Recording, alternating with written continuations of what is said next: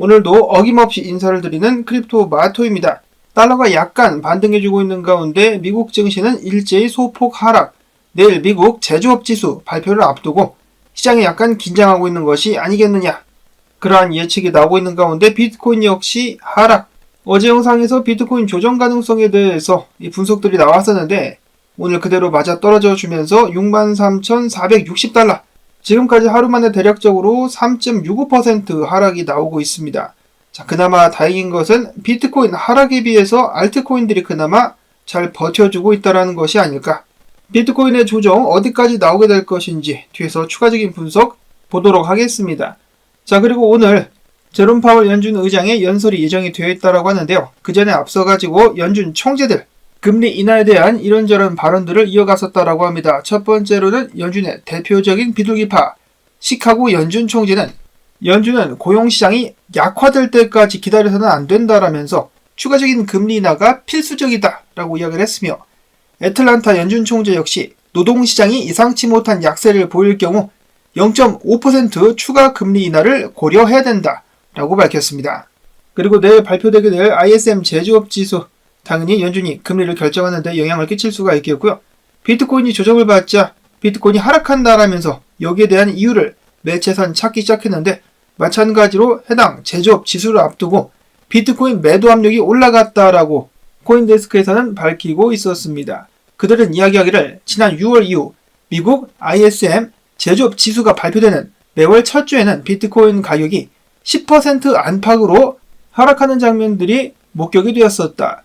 해당 지수가 48 아래를 하회할 경우 비트코인 매도 압력이 보다 증가할 수가 있겠으나 그거보다 높게 나오게 된다면 상승을 촉발시킬 수가 있겠다라고 이야기를 했는데 자, 과연 어떤 결과가 나오게 될까요? 이어서 또 다른 매체에서는 중동 전쟁 격화 때문에 비트코인 가격이 떨어진 것이다 라고 갖다 붙이기도 했었는데요. 이스라엘이 베이루트를 폭격하면서 동시에 비트코인 가격이 떨어지기도 했었다 라고 주장을 하기도 했었습니다.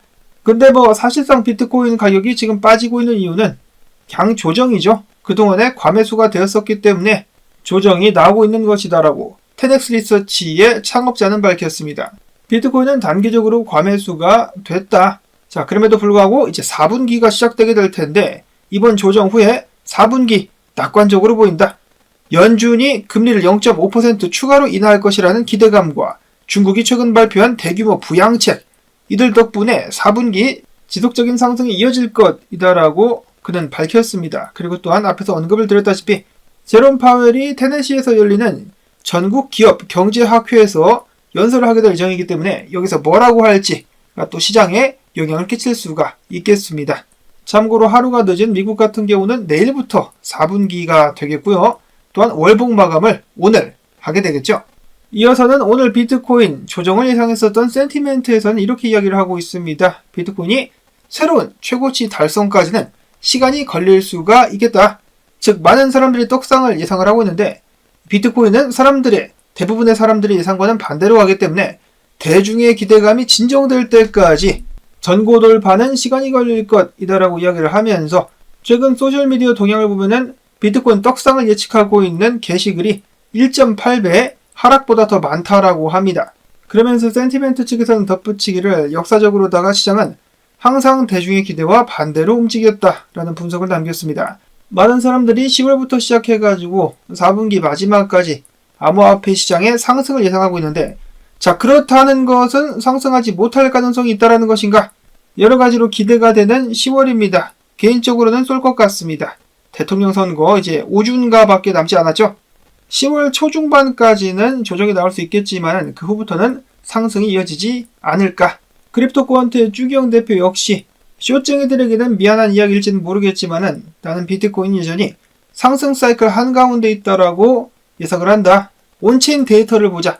비트코인의 시가총액이 실현 시가총액보다 빠르게 증가하면 상승장, 반대는 하락장인데 지금은 빠르게 증가를 하고 있다라고 이야기를 했고요.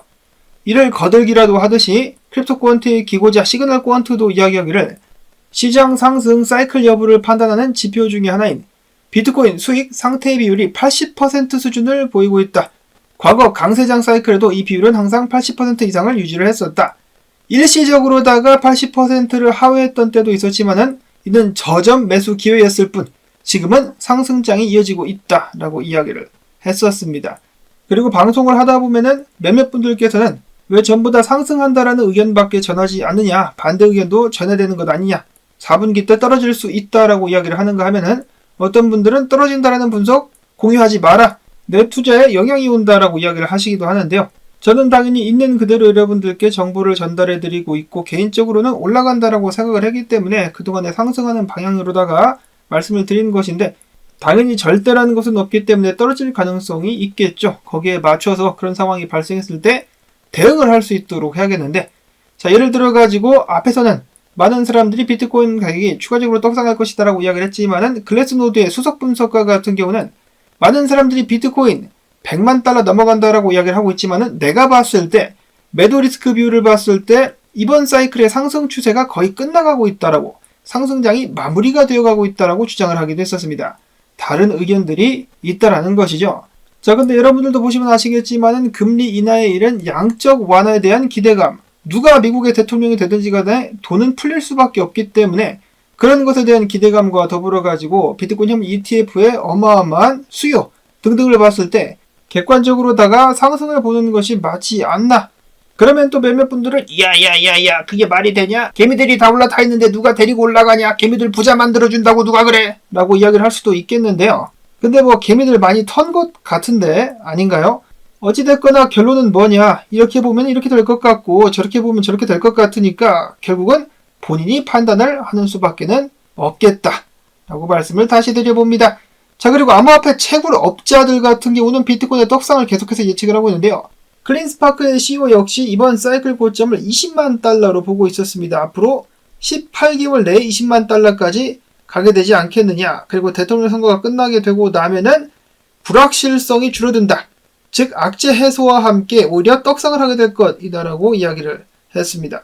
자, 그리고 알리 마르티네즈 분석가는 9월 양봉 마감 시 10월 이번 달에 84,365달러까지 쏘게 될 수 있을 것이며 중장기적으로 봤을 때 19만 달러에서 35만 달러까지 비트코인 떡상할 수 있겠다라고 외쳤습니다. 그것에 대한 근거는 주봉 차트 기준 컵앤핸들이라고 하고 기술적인 목표가가 그 정도가 된다라는 것이죠.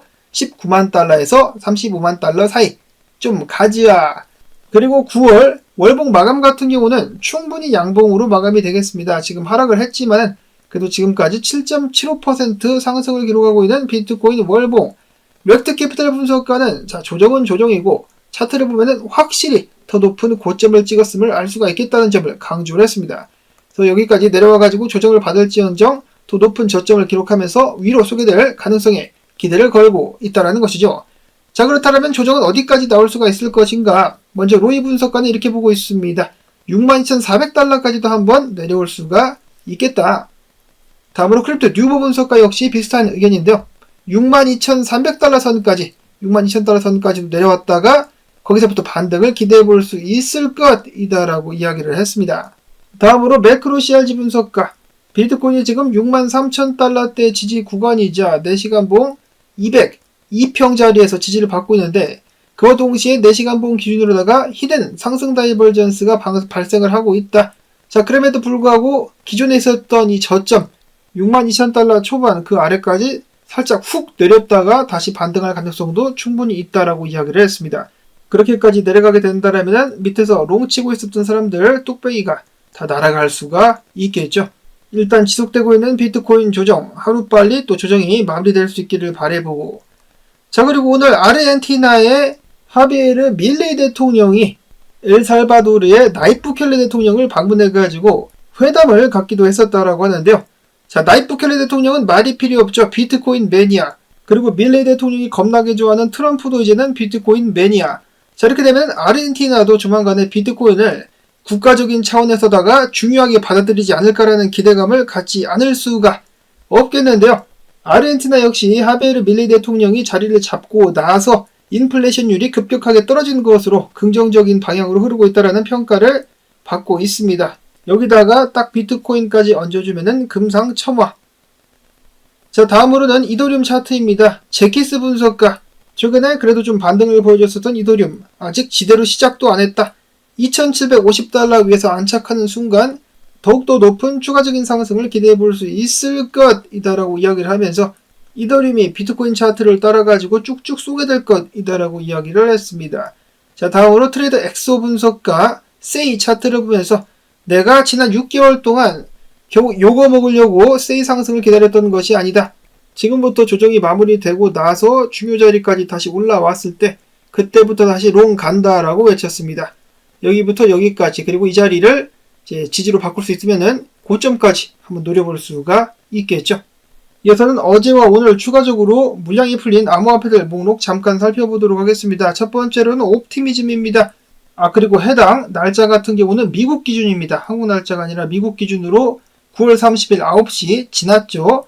유통량 대비 2.5%가 풀릴 예정이며 만타 같은 경우는 10월 1일 9시, 오전 9시에 0.5%, 수위 역시 10월 1일 9시에 유통량 대비 2.4%가 풀리게 될 것이며 제타 체인은 좀 많이 풀립니다. 10월 1일 9시 전체 유통량의 무려 13.43%나 해당하는 물량이 풀리게 될 것이다 라고 하고 DYDX는 1.32% 10월 1일 이어서 매버릭 프로토콜 10월 1일 9시 유통량 대비 9.56%, 갤럭시 10월 1일 9시 유통량 대비 1.57%, 에이다 10월 2일 유통량 대비 0.05%, 리퀴티는 10월 2일 9시에 유통량 대비 0.05%, 그리고 이뮤터블 X 10월 4일 2.02% 물량이 풀리게 될 예정이며 이후로 이번 달에 아테나, 앱토스, 엑시 인피니티 등등이 추가적으로 물량이 풀리게 될 예정입니다.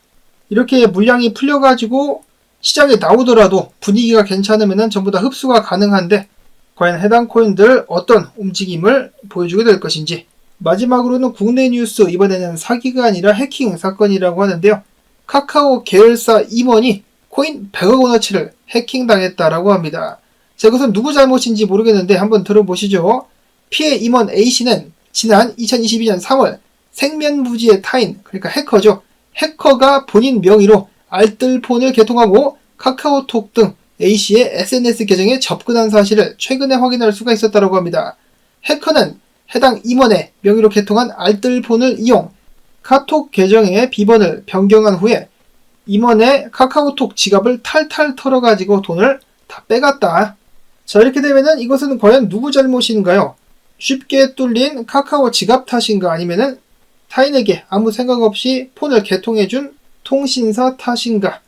여하튼지 간에 암호화폐 투자를 하시는 분들께서는 이렇게 해킹을 당하지 않도록 각별히 주의하셔야 되겠습니다. 그리고 여러분들께서 첫 번째로 하셔야 될 것은 무엇입니까? 남들에게 여러분들 암호화폐 투자한다고 웬만하면 말하지 마시고 당연히 물량이 얼마나 여러분들 지갑에 있는지도 다른 사람들에게 발설을 해서는 안 되겠습니다. 여러분들을 표적으로 만들기 때문이죠. 해커 같은 경우도 카카오 계열사 임원인지 알고 타겟을 잡고 해킹을 시도한 것이겠죠.